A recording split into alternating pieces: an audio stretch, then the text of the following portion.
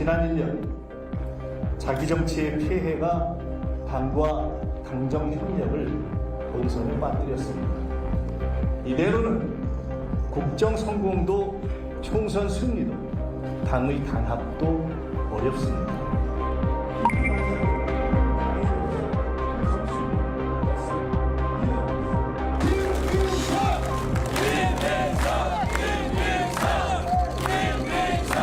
합당 과정의 어떤 논란, 그리고 검찰개혁 과정, 그리고 공천, 선거 지휘, 이 네 가지가 사실은 기대에 미치지 못했다. 총리는 국정에만 전념해야지 당 일에 오해받을 소지의 발언을 하면 안 된다고 생각합니다.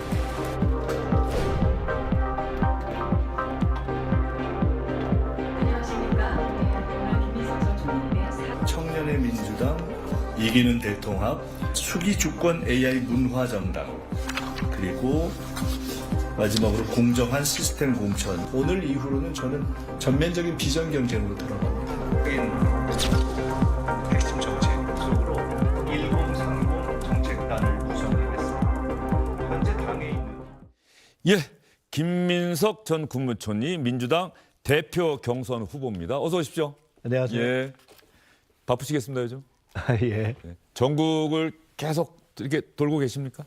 예, 돌기도 하고 예. 또 이렇게 방송이 있을 때는 또 예. 서울에 있기도 하고. 예, 인터뷰도 많이 하시는 것 같고. 예. 예.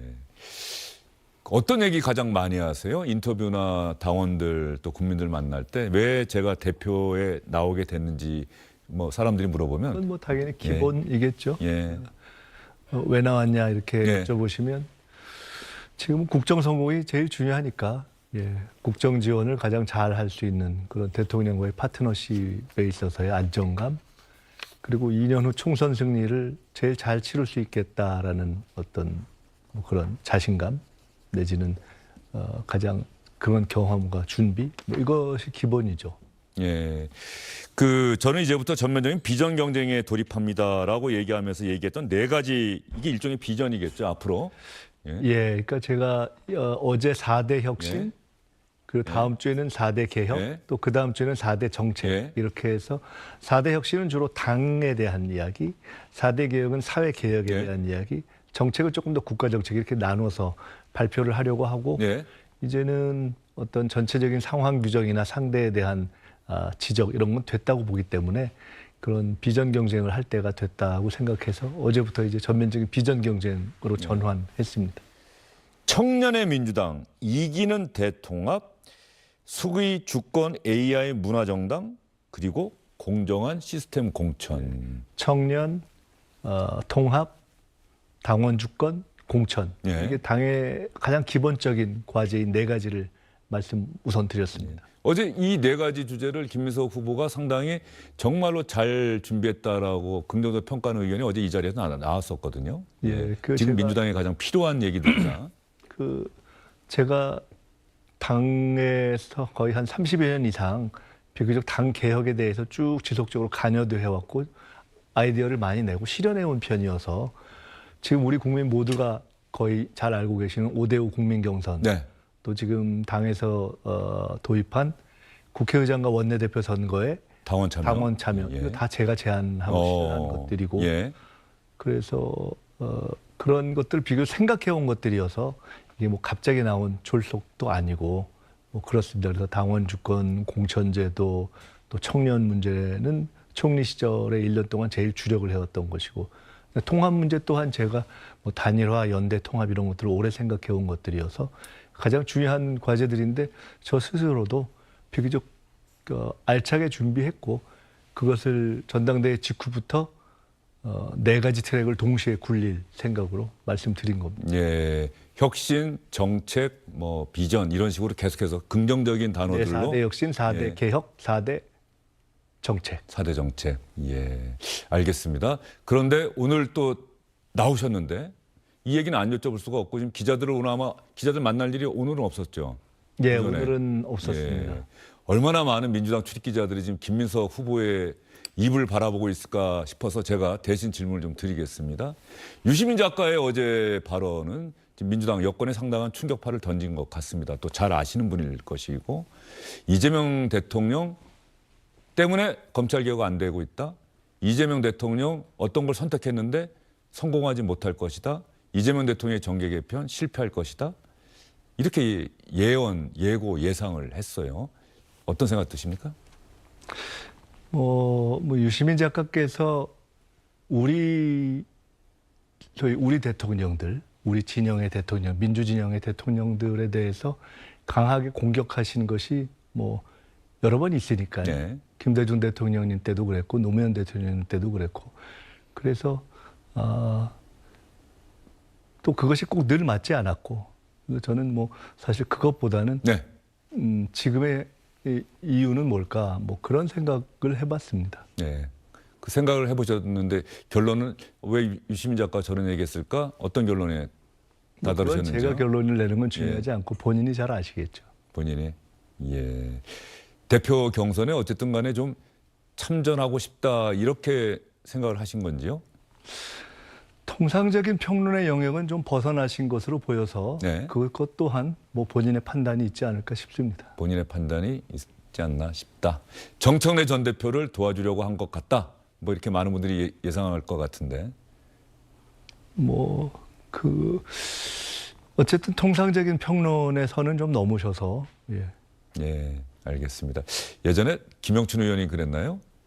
유시민 작가 얘기하면 그 얘기가 항상 회자가 되죠. 저렇게 옳은 이야기를 저렇게 네 가지 없이 예. 근데 이제 제가 아까 말씀드렸듯이 말씀하신 것들이 꼭 다 맞지 않잖아요. 더구나 크고 중요한 문제들은 이렇게 주장의 영역에 있어서는 김대중 대통령이 망할 것이다. 그래서 잘 그렇게 되지 않았잖아요. 성공하셨잖아요. 예. 노무현 대통령님의 한미 FTA에 대해서도 또 강하게 말씀하셨지만 또 그 또한 지금 평가가 다르잖아요. 그래서 그런 큰 문제에 있어서의 유 작가께서 말씀하신 것이 꼭 다 맞지는 않기 때문에 그냥 과거에도 그런 일이 있어서 지금은 왜 그러셨을까 저는 그렇게 생각하고 있습니다. 왜 그러셨을까? 알겠습니다. 질문 더 드려도 그 이상 답변하지는 않으실 것 같아요. 이제부터는 긍정적인 메시지 위주로 경쟁하고 싶다는 그 말씀을 그 생각이 좀 표현되고 있는 것 같은데 그 김대중 대통령 이야기가 나왔으니까는 김민석이라는 정치인의 출발점은 어쨌든 김대중 대통령 빼놓고는 얘기할 수 없잖아요. 제 정치적인 출발이자 원류이자 스승이라고 말씀드릴 수 있죠. 예. 저는 지금도 기자로서 들었던 이야기 가운데 참 저렇게 정치인의 본질적인 요소, 그 서생적 문제의식과 상인적 현실 감각이라고 하는 그 이야기는 정말 정치인들에게 필요한 덕목이 아닐까. 지금도 여전히 울림이 있는. 그렇습니다. 예. 저는 개인적으로는 가장 이상적이고 진보적인 것을 가장 현실적으로 풀어간다라는 것을 제 나름의 정치적인 모토로 하는데 그 말보다는 같은 취지인데 예. 김대중 대통령님의 말씀이 훨씬 멋있잖아요. 여기에 상인적 현실 감각이라는 얘기는 이재명 대통령이 집권 이후에 늘 이야기하고 있는 국민 모두의 대통령이 되고 싶다.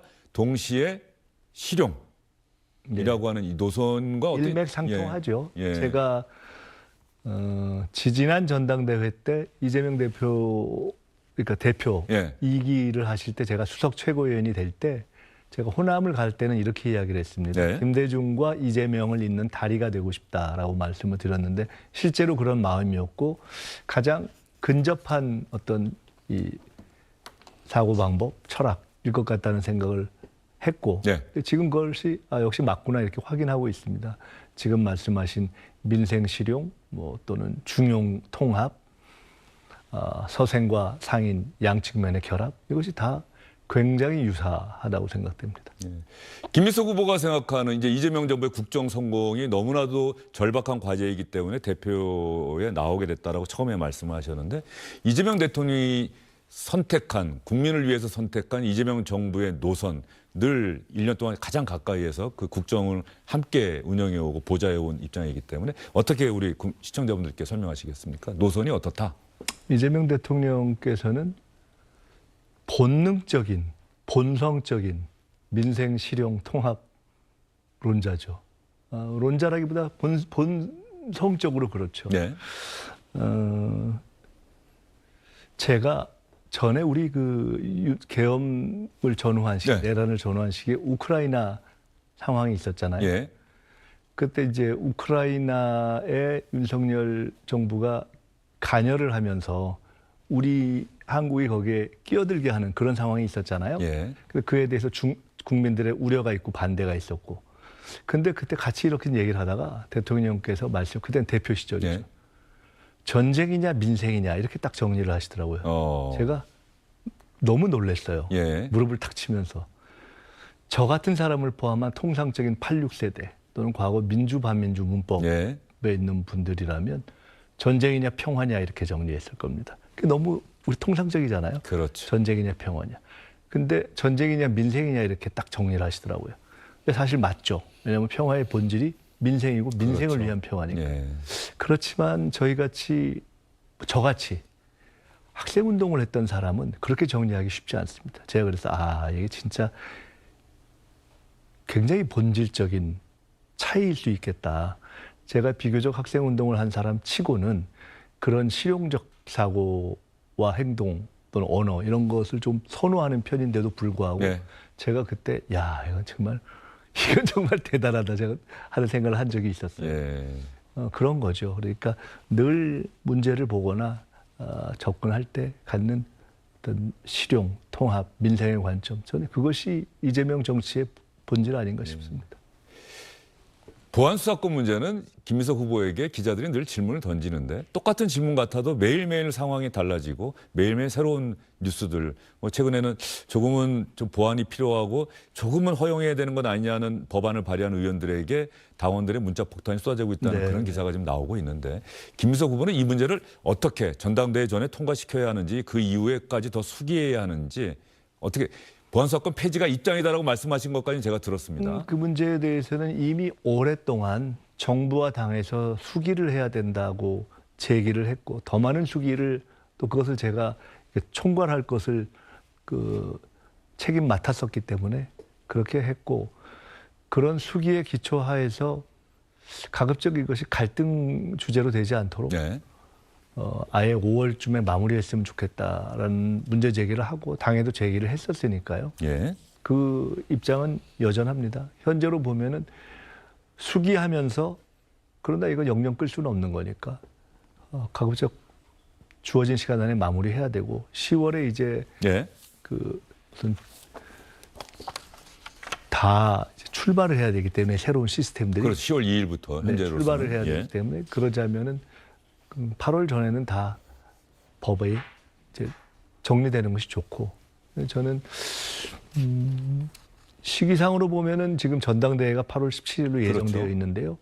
그 때를 넘기지 않도록 그 전당대회 하고 나면 또 다른 정치적 일정이 진행되기 때문에 그렇죠. 현 지도부 하에서 최대한 빨리 마무리하는 것이 좋다고. 전당대회 전에 이건 마무리돼 형사소송법 그러면 개정안이 너무 통과돼야 늦어지니까요. 한다. 예. 안 그러면 너무 늦어지니까. 유시민 작가가 검찰 개혁이 1년 넘도록 안 이루어지는 이유는 대통령이 수사 기소의 완전 분리를 원하지 않기 때문에 이렇게 된 것이다. 대통령이 원치 않았기 때문에 여기까지 온 거고 그거 말고는 다른 설명 방법이 있을 수 없다. 유 작가께서 꼭 사실에 기초해서 말씀하신다고 보지는 않고요. 예. 주장을 많이 이제 하시는 것으로 보이기 때문에 어떻게 그런 일이 대통령이 원치 않아서만 그렇게 되겠습니까? 대통령이 만약에 그런 생각을 가지고 있다면 그건 대통령이 바라보는 국민의 여러 가지 여론이 있어서 그런 거 아니겠습니까? 실제 오늘도 여론조사를 한다면은 보안수사권에 대해서 일정하게 뭔가 조금 보완을 하면서 이걸 접근해야 되지 않느냐 하는 여론이 더 많을걸요. 대통령은 그걸 감안해서 계속 논의를 충분히 수기를 해서 하자고 말씀을 하신 거고 그렇지만 총리로서 제가 정부의 입장을 보안수사권을 아까 말씀드린 여러 여론이 있음에도 불구하고 폐지로 정리하는 것이 좋겠다라고 정리를 했고 대통령님과 청와대에서 그런 총리의 입장이 정부 입장이다라고 했지 않습니까? 그러니까 원래 수사기소 분리 원칙도 밝힌 데다가 네. 계속해서 수기를 요할 만큼 여러 가지 고려사항이 있다고 이야기했지만 그러나 정부에서 보안수사권 폐지로 입장을 정리했다 하는 것에 대해서도 이견을 달지 않으셨던 거거든요. 그리고 대통령께서 여러 가지 생각을 하셨다는 건 온 국민이 알고 있어요. 하지만 대통령께서 수사기소 분리를 해야 하고 정부의 보안수사권 폐지 입장에 동의한다고 밝히신 것도 온 국민이 알고 있어요. 그걸 대고 최근 자꾸 기자회견 2차례 걸쳐서 똑같은 얘기, 비슷한 그걸 얘기 했죠. 대놓고 자꾸 그거 당신 생각이 그렇지 않으니까 이렇게 늘어지고 있는 거냐라고 얘기하는 것은 좀 무리한 거죠. 예. 최근에 김민석 후보가 출마를 선언한 이후에 뭐 상대 진영 다른 후보를 돕는 또 최고위원회 출마한 어떤 정치인들이 뭐 예전 이야기 당연히 나올 거라고 예상을 하셨을 거예요. 사실은 김민석이라는 정치인, 그 민주당 출신의 대통령 정부를 생각할 때 김민석이라는 이름이 사라졌다고 해야 될까요? 그때가 사실 노무현 정부 때 아니겠습니까? 뭐 그 예. 이후부터 해서 거의 18년간 제가 정치를 떠나 있었으니까요. 그렇죠. 정말 그 세월을 견디고 견뎌서 다시 돌아왔다라고 했을 때 김민석이라는 사람을 아는 사람들도 다 놀랬죠. 저 세월을 어떻게 제가 견뎠을까? 정치에서 다시 이렇게 살아나서 예. 국회의원이 국회의원이 되고 더구나 총리까지 될 거다 이렇게 생각하신 분이 누가 있겠어요. 우리 서로 잘 알지만 예. 저도 기적이죠. 뭐. 예.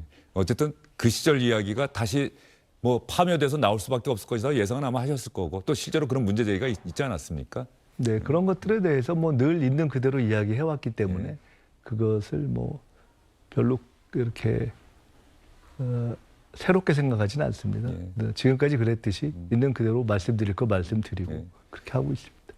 어쩌다가 비상계엄 당일에 감기약을 어떤 걸 먹었는지까지 다 공개하는. 예. 그 공개하셨죠, 감기약. 네, 근데 어떤 성분이다. 예. 결과적으로 보면은 제가 인사청문회 때도 중국에 제가 칭화대를 뭐 공부하러 다녔다 하는 걸 갖고서 설마 그게 그 예를 들어 그런 시기에 그렇게 하는 것이 가능했겠냐고 막 상대가 물었는데 결국은 다 밝혀졌던 것처럼 이번에도 뭐 그런 걸 포함해서 다 결국은 시간이 되면 다 밝혀질 텐데 사필귀 정의될 텐데 이렇게 생각을 하고 있어서 막 그렇게 초조하게 생각하지는 않았습니다.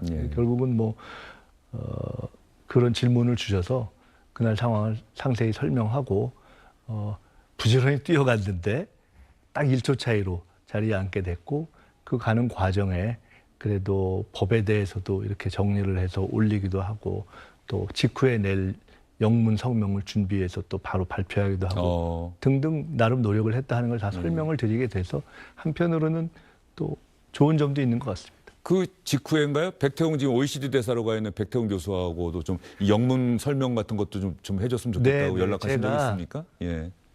딱 집에서 나가는 순간 무슨 검은 세단이 있길래 피해서 이렇게 가고 뭐 또 그 담을 넘는데 돌고 이렇게 시간이 걸리는데 그 와중에 제가 아시다시피 계엄에 대해서 미리 예고를 하고 경고를 하는 과정에서 김영현 씨하고 거의 죽기 살기로 싸웠거든요. 아, 그 영상 많이 뭐 저도 좀 여러 번 봤습니다. 저는 실제로 붙잡혀 가면은 그냥 발표 죽는다고 생각을 하고 있었고, 근데 그렇지만 국회로 가야 돼서 이제 가면서 중간에 잡힐지 모르기 때문에 이걸 누군가 좀 정리를 해줘야 되는데, 근데 그 중에 생각났던 거 하나가 예를 들어 지금 OECD 대사로 가신 백태웅 교수한테 이거 5.18 때 생각이 나는데 일단 외국에 알려야 되니까 요 핵심 상황을 영문으로 하나 성명 준비를 해주시오라고 해서 해주시고 다행히 잘 넘어가서 해제 의결한 다음에 10분 후에 당에서 기자회견 할 때 제가 그걸 영문으로 발표했어요. 맨 마지막에 뭐 It's essentially 쿠데타, 뭐 이거 본질적으로 쿠데타다 이런 얘기도 하고 하여간 그렇게 해서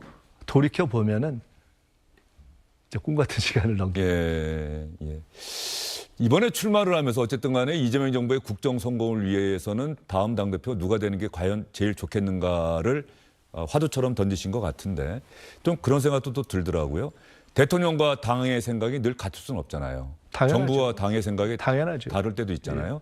그럴 때는 그런 것들을 어떻게 할 것이냐, 설득할 것이냐, 따라갈 것이냐. 어떻게 지금까지 했던 대로 하면 된다고 봅니다. 지금까지 한 3년 정도 어쨌든 가깝게 일을 해왔는데 뭐 대화하고 토론하고 하면서 문제 제기를 하고 그러면서 이거 새로운 또 방향을 만들어 오고 그렇게 했기 때문에 총리로서도 그렇게 했고 그 총리는 조금 더 이렇게 조심스럽게 그걸 표현해야 되는 것이고 근데 물론 당대표도 그렇죠. 당정은 다 한 몸이기 때문에 그렇지만은 지금까지처럼 어떤 방향을 만들기 위해서 저희가 서로 못할 이야기가 있는 게 아니니까요. 치열하게 토론하고 그렇게 해서 방향을 만들어가면 된다고 생각합니다. 대통령님께서도 지금까지 그랬듯이 앞으로도 그러한 입장에서 대화하고 또 문제 제기해주고 그렇게 하기를 바라신다고 생각합니다. 대통령이나 김민석 후보의 머릿속에 우리나라 정치 발전, 민생을 위해서 좀 정계가 바뀌어야 되는 것 아니냐, 개편돼야 되는 것 아니냐는 구상이 있습니까? 이거 질문에 답을 어떻게 하실지 참 궁금하긴 합니다만. 정계 개편이라는 단어나 어떤 그런 구상은 저는 생각해 본 적이 없고요. 그 인위적이라는 의미의 정계 개편을 생각해 본 적이 없고, 그런데 제가 이번에 출마하면서 하고 그런 뜻을 말씀드리면서도 이런 말씀을 드렸던 기억이 납니다. 또 실제로 그렇게 할 것이고요. 어제 제가 발표도 했지만 저는 당선되고 나면 바로 시작할 일들이 청년 관련한 또 당원 주권 관련한 공천 관련 여러 가지 일들인데 그중에 아까 말씀드린 또 하나 연대 통합 이기는 대통합. 확장 이게 있지 않습니까? 저는 바로 시작할 것이 통합할 대상과는 통합하는 문제를 정리하고 연대 문제도 연대하고 또 확장도 대대적으로 하겠다. 기억하실지 모르겠는데 새정치국민회의로 집권했던 김대중 대통령이 집권 후에 새천년 민주당, 그러니까 민주당이라는 이름을 회복하는 과정에서 그렇게 해서 이제 여당으로서의 면모를 더 살을 찌웠죠. 그때 그 일을 실무적인 작업을 제가 다 했었습니다. 그거 그 당시 출입 기자들은 뭐 다 알죠. 창당, 뭐 기획, 어느 호텔에서 거의 뭐 영입, 공천. 근데 지금은 이제 그렇게 할 단계는 아니지만은 저는 저희의 개혁 DNA를 단단하게 하면서 또 진보적인 다른 정당들과 연대할 부분은 연대하면서 대대적인 영입 작업을 해야 된다고 생각합니다. 그 대상에는 당연히 지금 현재 저희 내각에 민주노총 전교조 출신 장관들이 다 있지 않습니까? 그렇기 때문에 합리적이고 진보적인, 그러니까 유능하고 합리적인 진보, 보수, 중도 개혁을 다 전방위적으로 저는 덧셈을 해야 된다고 생각합니다. 덧셈의 정치 하겠다고 말씀도 드렸고, 저는 그렇게 하고 싶다고 말씀드렸고, 저는 여당이 당연히 그렇게 해야 된다고 생각합니다. 그것은 아마 어제 유 작가께서 말씀하신 무슨 아마도 생각하는 인위적인 정계 개편, 뭐 개혁의 DNA를 다 잘라버리고 그동안 고생하던 사람들 다 버려버리고 그건 가능하지도 않은 설정 아닙니까? 그런 것과는 전혀 다른 문제다 이렇게 생각합니다. 알겠습니다. 김민석 전 국무총리 민주당 대표 경선 후보와의 인터뷰였습니다. 오늘도 말씀 잘 들었습니다. 고맙습니다. 자, 오늘의 디지털 자산시황